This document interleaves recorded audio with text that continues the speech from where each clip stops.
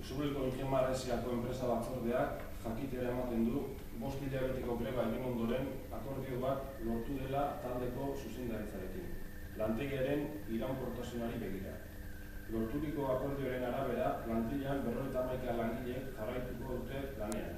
Bidegarritasun plan bat gauzatuko da, Usurbilgo ekoizpen jarduera ziurtatzeko.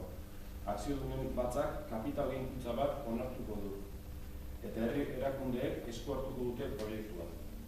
Langileok banenekien egoera oso zaila zela. 2015ko abenduan enpresaren itxiera prestatzen ari ziren. Baina ez genuen horregatik etxi. Guk sinistita geunden Ingemaresia bideragarria zela ekoizpenaren aldetik. Arazoak kudeaketaren eta antolaketaren arlokoak zirela. Ez genuen onartu inoiz ere enpresaren itxiera. Ez da industria jarduera bukatzea.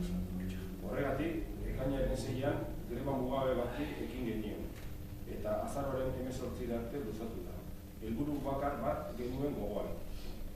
Bideragarritasun plan bat adostea, Usurbilgo lantegiari egonkortasuna ematea. Ia plantilla osoak eutsi dio grebari. Horrek airean eduki du taldearen jarduera, eta enpresak azkenean proposamen bat jarri behar izan du mahai gainean. Emaitza akordion bat izan da, plantilla ontzat hartu duena. Orain, lasa egon gaitezke berriz ere. Enpresa batzordeak 5 ordezkari osatutakoak, lauelakoak eta labeko bat, argi eta garbi esan nahi du oraingo plantillaren borrokari eta irmotasunari esker jarraitzen duela Ingemaresia Usurbilen.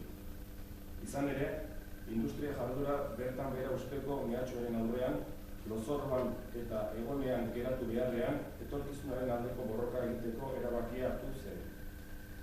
Usurbilgo Ingemaresiako langileen borrokak erakutsi digu non dagoen giltzarria enpresen desglobalizazio saiakerak geldiarazteko, enpresarien erabakiak aldatzeko eta gure industri sarea mantentzeko. Hala eta guztiz ere, ibili beharreko bidean geratzen zaigun tartea luzea da oraindik. Hori dela eta enpresa batzordea argi egongo da, eta jarraipen estua egingo du. Eraginpeko alderdi guztiek itundutako baldintzak bete ditzaten. Enpresa batzordea.